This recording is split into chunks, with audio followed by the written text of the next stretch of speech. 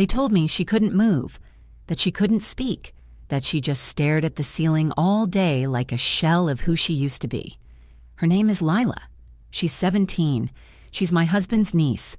After a car accident last year, the family said she was essentially gone, alive but silent, trapped in a hospital bed, needing round-the-clock care. No one visited much, not even her own parents. They kept her tucked away in a sunless guest room like she was a secret everyone wanted to forget. Last month, my in-laws booked a last-minute trip to Hawaii. They called it a much-needed reset. They left me behind with Lila, told me to keep an eye on her for 10 days. Just make sure she eats. Maybe changes position once in a while, her mother said. It's not hard. She doesn't even know you're there. I didn't ask questions. I felt uneasy, but I didn't push back. But the moment their car pulled out of the driveway, I went back into Lila's room to check on her. She was lying perfectly still, just like always. Her hands folded, her eyes open but empty. I pulled the blanket up to her chest, whispered that I'd be nearby if she needed anything. And then she moved. Slowly, like she was shaking off months of sleep, she sat up in the bed. Not just a twitch or a spasm, she fully sat up. Her eyes locked on mine with terrifying clarity. Then she spoke. Her voice wasn't weak or slurred. It was strong, determined. She said, "They want my $6 million. Please help me." I didn't move. I didn't speak. I couldn't. Everything I thought I knew about this family, this girl, that accident, collapsed in that 1 second. And in the silence that followed, I realized something terrifying. They didn't leave me here to care for her. They left me here to keep her quiet. My name is Jamie Preston. I married into the Preston family 5 years ago. My husband Ryan is one of those people who avoids confrontation like it's a contagious disease.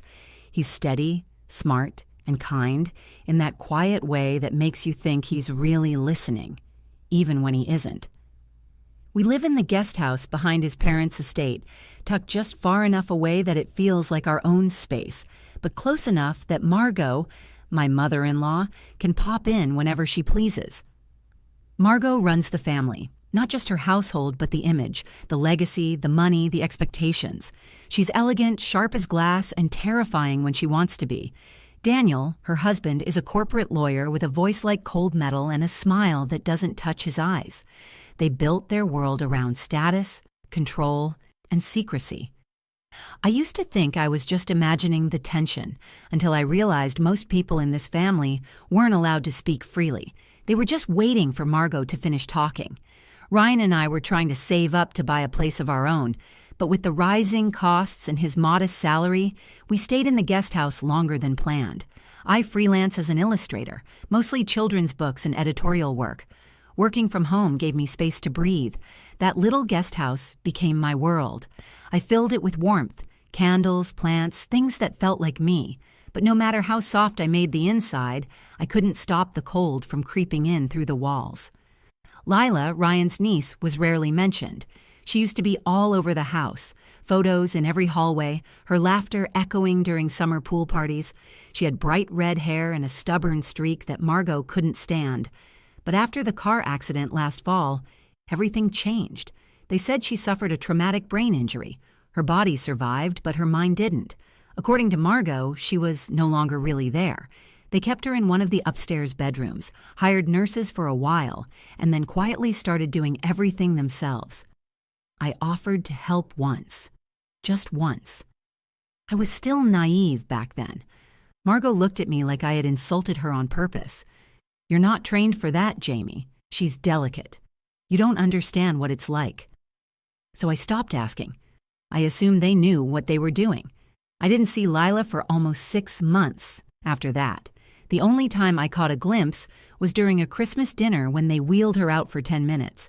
Her face was pale, unmoving, eyes wide open but blank. She didn't blink when I whispered hello.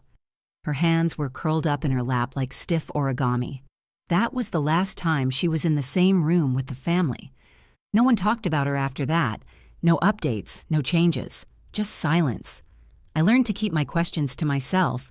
That was how you survived in the Preston family. You smiled politely. You offered help that you hoped they wouldn't accept. You praised the wine, complimented the decor, and stayed invisible unless summoned. Ryan was better at it than I was. He had grown up with their rules. He knew how to walk their tightrope and pretend it was a dance.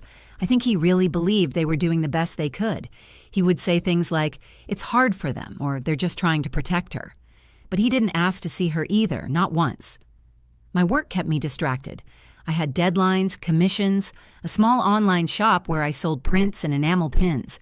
It was a life I had built around the edges of someone else's empire.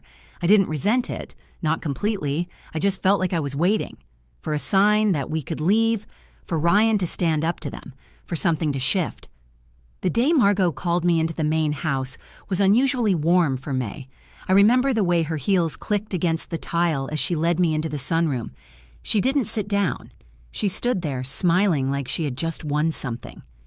"Daniel and I are going to Hawaii," she said. 10 days, spa, quiet, just the two of us. I blinked. "That sounds amazing. Who's going to stay with Lila?" Her smile didn't change. "You are." I thought I had misheard her. "Sorry, me?" I asked. "I don't know how to—" "She sleeps most of the time. All her meds are measured out. We'll write you a schedule. It's nothing complicated. Just keep her clean and hydrated. You don't need to do anything medical." I wanted to say no. I wanted to ask why they weren't hiring a nurse or bringing in someone qualified.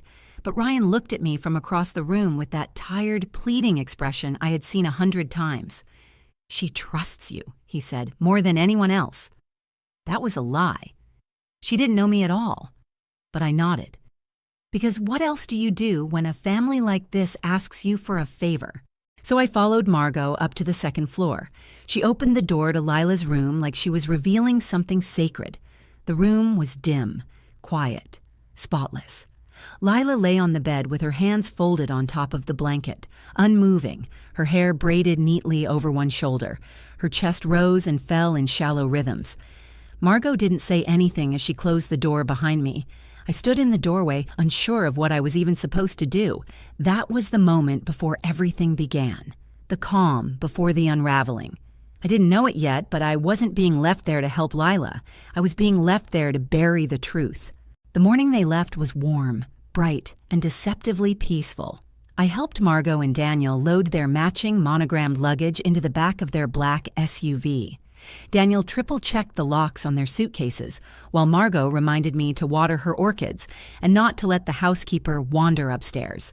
She handed me a typed schedule folded in half, as if this were a temporary nanny job and not the care of her only daughter.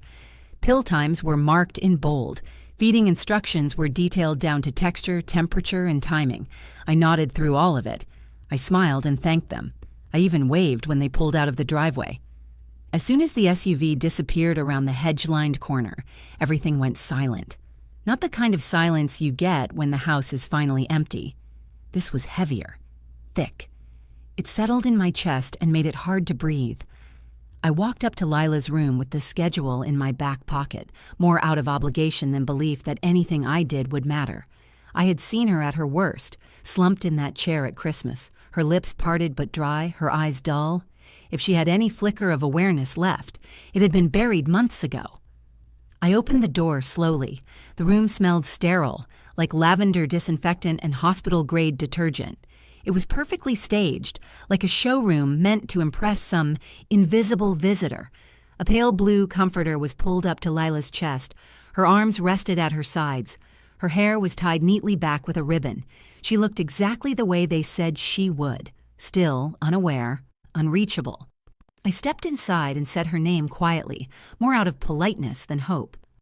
"Lila?" No response. I moved closer and picked up the water bottle on her nightstand, checking to see if it needed refilling. I adjusted the curtain to let in some light and reached for the folded towel Margot had left near the sink. I didn't know if I was supposed to talk to her or just complete the checklist like a machine. I leaned over to adjust her pillow, and then I saw her eyes shift. Not a twitch, a deliberate movement. She looked at me. Focused, sharp, intentional. I froze. For a second, I thought I had imagined it. Maybe the light had caught her cornea. Maybe my own reflection was playing tricks on me. But then she blinked, once, slowly, and her hand moved just enough to disturb the blanket.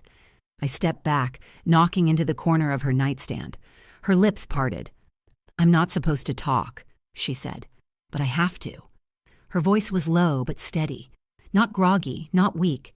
It was a voice used to silence, forced into it and now pushing through it because the cost of staying quiet was too high. I didn't answer. I couldn't. My mouth opened, but nothing came out. I stared at her, waiting for her to fall back into stillness, to prove this was some moment of reflex or mental confusion. But she sat up slowly, supporting herself with both arms. She winced slightly, like her muscles hadn't done that in a long time.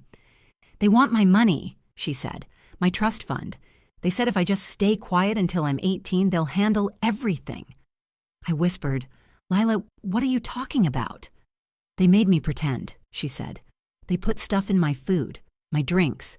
It keeps me tired, weak. Just enough to make me stop fighting."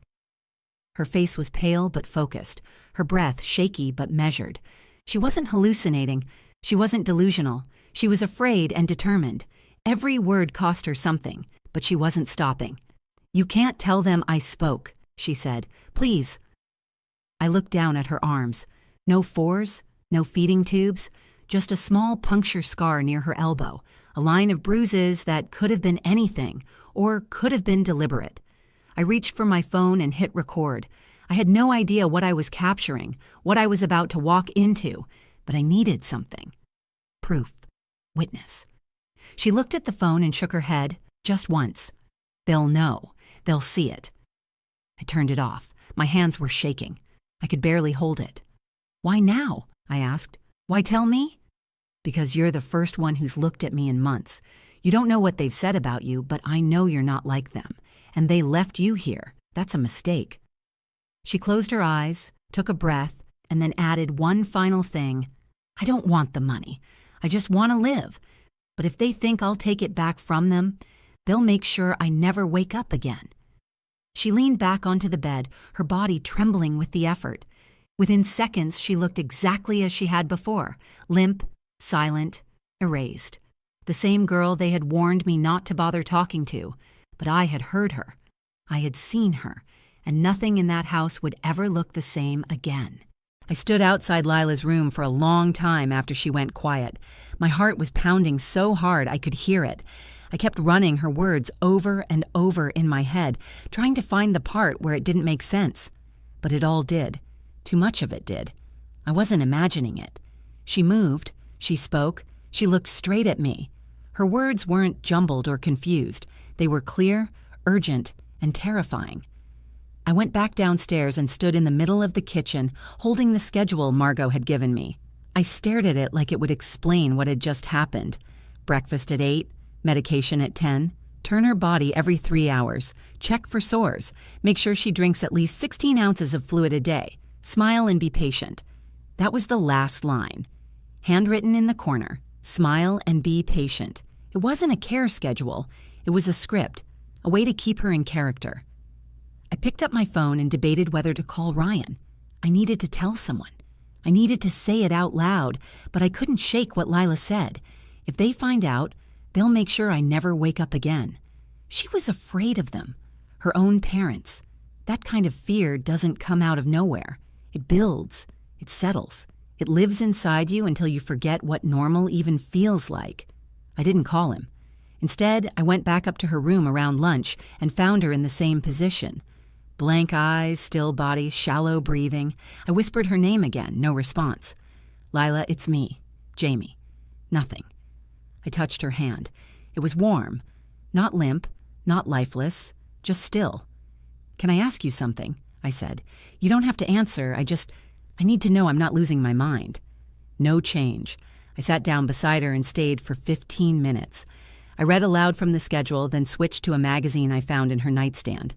Nothing happened. By the time I got downstairs, I had convinced myself that I had misinterpreted something. Maybe it was a dream.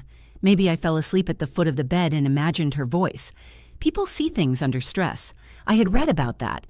It was the logical explanation, but logic kept colliding with memory, her eyes, her voice, the exact way she said my name. I poured myself a glass of water and opened my laptop to search for anything about her trust fund.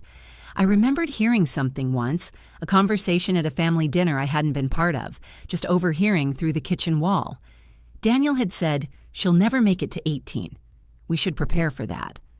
I had assumed it was about grief. Now I wasn't so sure. I searched her name and her school and came across an old article about the accident. It was short. She had been driving alone on a winding road just outside town. No drugs or alcohol involved, just loss of control. The car had flipped. She'd been airlifted out. The only passenger. There was no mention of who she had been with before the crash.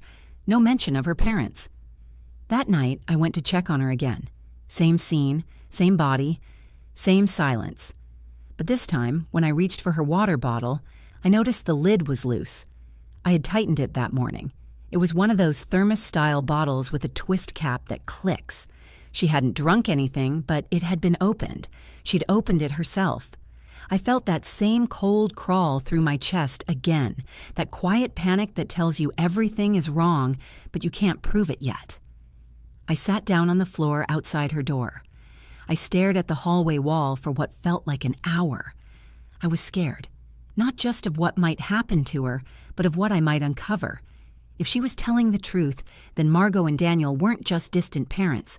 They were monsters in tailored clothes. And if I told anyone what I saw, what would happen? Who would believe me? I was the daughter-in-law who barely belonged, the freelancer with no degree in medicine or law. They had money, power, and influence. I had a folding schedule and a gut feeling. I heard a door creak upstairs. I stood quickly, half expecting Lila to appear, but everything was still.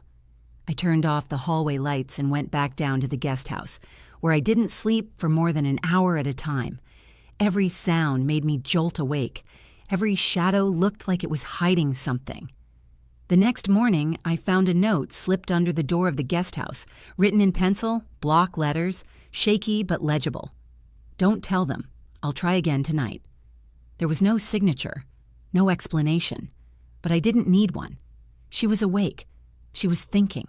And she was still trapped in that room pretending to be someone else. And now I was part of her secret. By the third day, I stopped pretending I was here to follow instructions. I still gave Lila her meals and made sure her room was clean and quiet, but I no longer moved through the house like a background character in someone else's life. Something was wrong, and I couldn't act like I didn't see it. Lila hadn't spoken again since that first moment.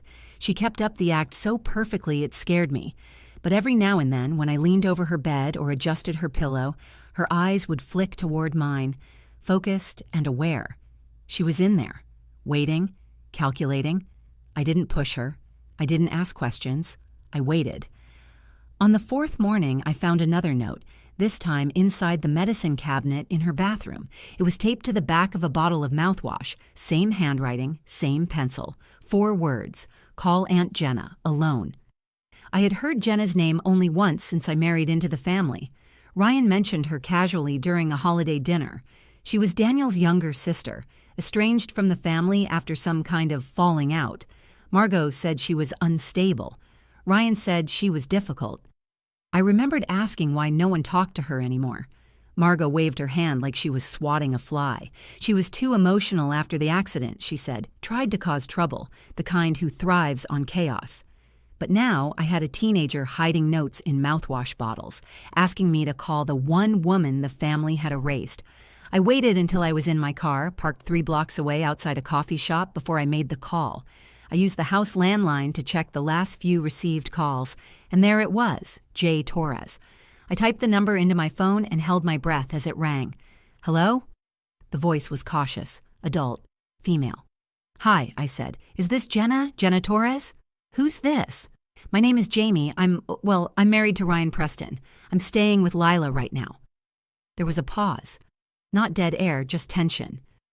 I haven't heard her name in over a year, she said. Why are you calling me now? She asked me to, I said. She wrote me a note. She's talking again. She's aware.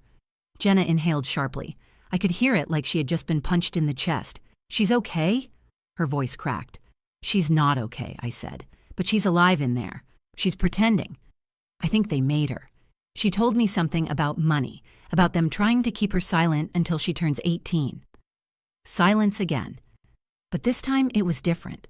Not uncertainty. Carefully measured restraint. They told me I was being dramatic, Jenna finally said. That grief was making me see things. I came to visit her 2 weeks after the crash. I kissed her hand, and she squeezed mine. I swear to God. I told Daniel, and he laughed. Said it was probably a muscle spasm. So what happened? I asked. Why did you stop coming? Margot told me not to come back, that I was interfering with Lila's recovery. Then Daniel sent me a cease and desist letter. Said if I came onto their property again, they'd press charges. It was all so quiet, so careful. I tried to fight it. I talked to lawyers. But everything disappeared. No one wanted to go up against them. Did Lila have money? I asked. A trust or something? Jenna didn't hesitate. She had $6 million from her mother, my brother's first wife. Lila was supposed to get access to the fund in stages starting at 18. But if she's declared permanently incapacitated, Daniel becomes her legal conservator. That was it. That was the piece I had been circling around. I didn't know if Daniel had been planning it from the beginning or if the crash had simply created an opportunity. But now I had more than suspicion. She said they were drugging her, I said quietly, that they're keeping her weak on purpose. I believe it, Jenna said. I always did, and you're the first person to say it out loud since this started. I looked around the parking lot. My hands were shaking again. I felt like someone could be watching me even though I knew that was paranoia. Or maybe it wasn't. Can I call you again? I asked. I don't know what to do. I'm not a lawyer, she said, but I know people. Good people. If she's lucid, if you can get any kind of evidence, I'll help you. But you need to be careful. You're the first person they've let near her in months. That means they trust you or they're using you. Either way, if they find out what you know, they won't hesitate to protect themselves. I thanked her.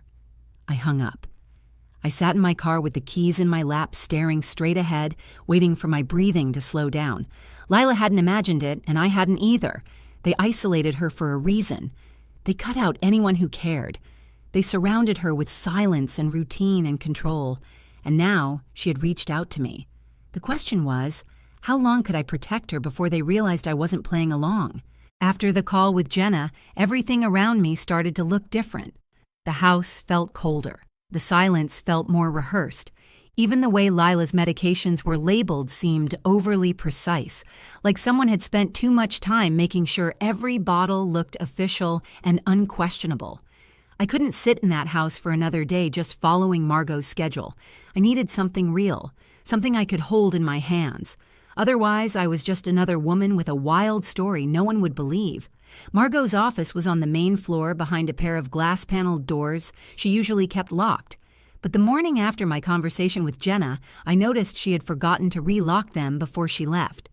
The cleaning staff had already come and gone. The house was quiet. Lila was fed, resting, and safe in her room.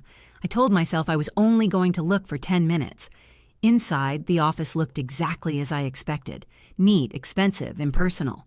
Her desk was spotless, her bookshelf color-coded, and a framed certificate from a charity gala hung beside a print of a Monet garden scene. Every inch of the room was curated for appearances, but the desk drawers were locked. All of them. I checked behind the printer, under the chair, even inside the flower vase for a key. Nothing. I almost gave up until I noticed one of the lower cabinet doors under the window sat slightly crooked on its hinge. I knelt down, reached inside, and found an old tin recipe box shoved behind a stack of books. Inside the box were 2 spare house keys and a small silver skeleton key. I tried it on the bottom right drawer. It clicked. Inside was a slim leather folder labeled Medical Documents, LP. I opened it, bracing myself. The first thing I saw was a power of attorney document signed 6 months after Lila's accident, giving full legal authority to Daniel Preston. It wasn't just a general consent form. This document authorized him to make permanent medical, financial, and residential decisions on her behalf. At the bottom was a scrawled signature that didn't look like a teenager's. It barely looked human. Next was a notarized psychological assessment, also dated after the accident, stating Lila was cognitively unfit to make legal or financial decisions and would remain so indefinitely. No therapist name, no hospital letterhead, just a signature from someone listed as consultant. Then came the check. It was torn in half, but I lined up the pieces and read the name in the pay to the order of line, Jenna Torres. The amount was $250,000. Memo. For silence. I stared at it for a full minute, not even breathing. It was dated just 4 months after the accident, and it had never been cashed. I took out my phone and snapped photos of everything, front and back, document edges, signatures. I wasn't going to take anything, but I needed a record. If they caught me, I wanted at least one thing I could send someone before they made it all disappear. I returned everything the way I found it, locked the drawer, and wiped down the key. I put it back in the recipe box, shoved it behind the books, closed the cabinet, and checked the office door for fingerprints before stepping out. My hands were shaking again. My stomach turned in knots. But I had it now. I had proof that Daniel was acting as Lila's guardian without a court ruling, that he had declared her incompetent through shady paperwork, that he had tried to pay off Jenna to keep quiet. I had no medical training, no law degree, but even I could see this wasn't just unethical. It was illegal.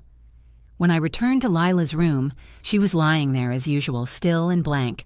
I sat down beside her and whispered, "I found it. I know what they did." She blinked once. Her fingers twitched slightly at her side. "You were right," I said, "and I'm going to help you, but we have to be smart." She didn't speak, but her breathing changed, slower, steadier, like something inside her had finally relaxed. I had spent weeks trying not to rock the boat in a family that lived on appearances. Now I was planning to capsize it. There was no way back from this. That night I barely slept. Every noise in the house felt amplified.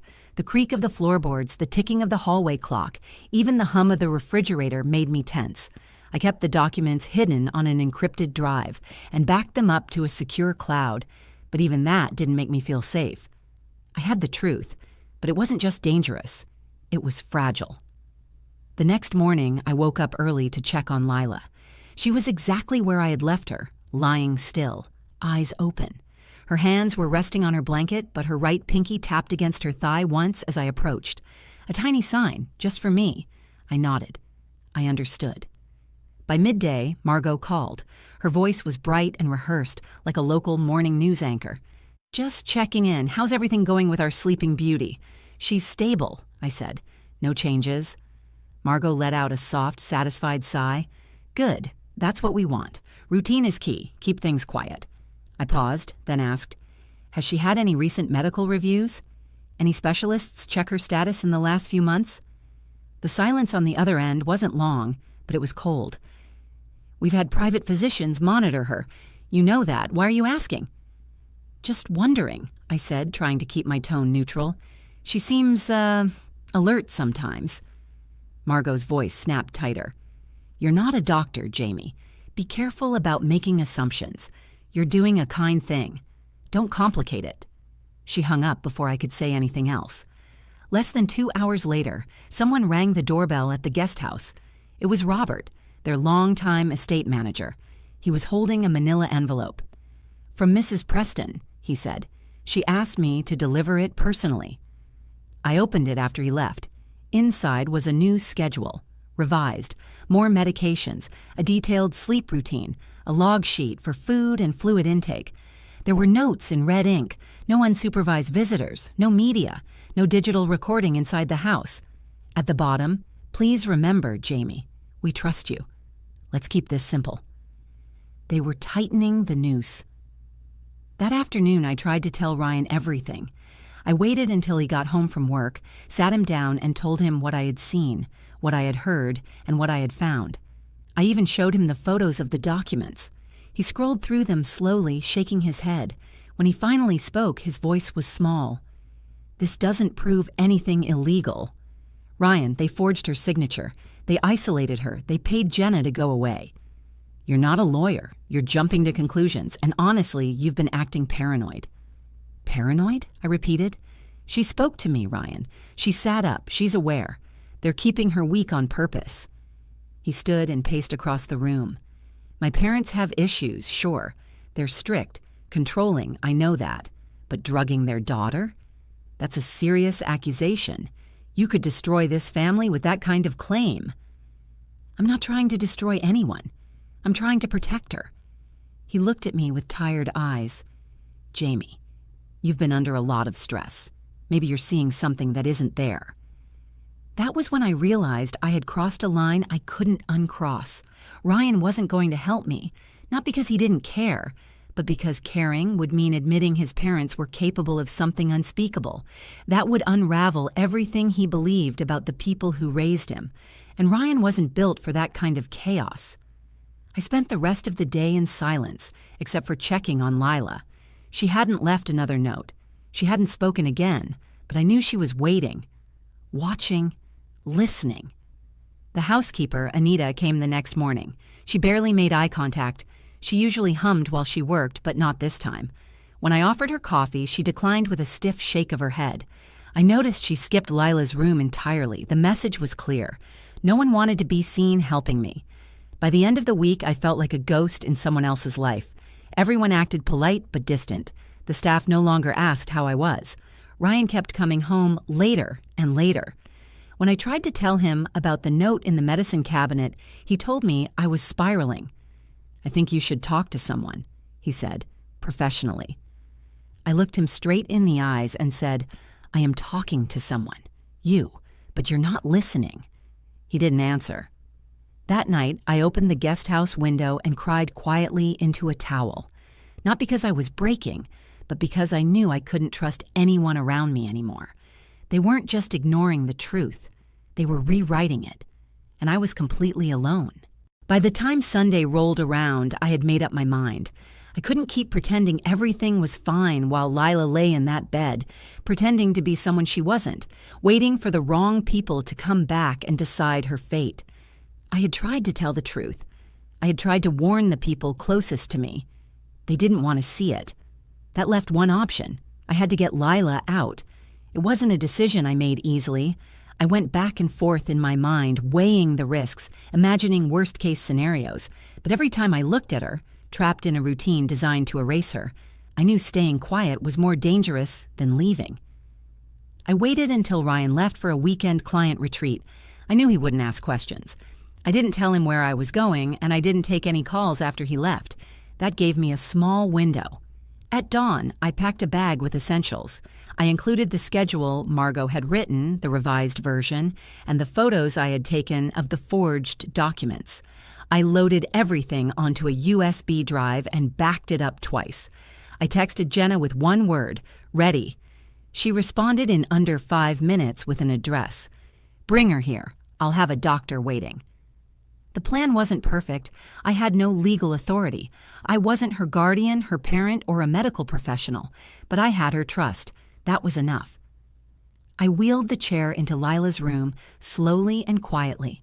I looked into her eyes as I knelt beside her. "Do you want to leave?" I asked. "Right now, with me. I have a safe place." She didn't speak, but she blinked once, then shifted her eyes toward the door. That was enough. I dressed her in a sweatshirt and soft leggings. I wrapped a scarf loosely around her head and shoulders. From a distance, she looked like any tired teenager being pushed out for fresh air. I covered her legs with a blanket and slid her small backpack under the chair. The whole time, I kept thinking someone would stop me, that a staff member would walk in, or Margot would call, or a neighbor would ask questions. But no one did. No one noticed. I backed my car out of the garage and wheeled her across the driveway, straight into the back seat. I locked the doors, fastened her belt, and didn't say a word until we were on the highway. "You're safe," I told her. "No more acting. Just rest. We're almost there." She didn't speak. She didn't need to. Her body loosened in the seat, her head leaning slightly against the window like she was allowing herself to exhale for the first time in months. We pulled up to Jenna's house an hour later. It was a modest one-story home in a quiet neighborhood. Nothing about it screamed drama or scandal. It looked exactly like the kind of place a teenager should have been recovering in. Jenna opened the door before I could knock. She hugged me tight, then led us inside to a small room where a gray-haired woman in scrubs waited. Her name was Dr. Malin. She greeted Lila gently, spoke to her as if she had known her for years, and began a basic exam with a calm, practiced touch. It didn't take long. "She's alert," Dr. Malin said. "Her motor control is limited, but functional. Her speech is intact, and she's heavily sedated, not just once or twice. This is long-term pharmacological suppression." Jenna's face tightened. I saw fury behind her calm eyes, but she kept it together for Lila's sake. I handed her the USB drive with the documents and photographs. "This is everything I could get," I said. "It proves they've been making decisions for her under forged authority, and there's a torn check to you. They tried to buy your silence." Jenna nodded slowly. "I know someone who can help us take this to court, but we'll need to file for emergency guardianship. If Daniel and Margot find out she's gone before we have legal backing, they'll come here, and they won't come quietly." "I'll do whatever you need," I said. "You've already done enough," Jenna said. "You believed her." I sat on the edge of the bed while Lila sipped water, slow and careful. She looked at me and whispered, "Thank you."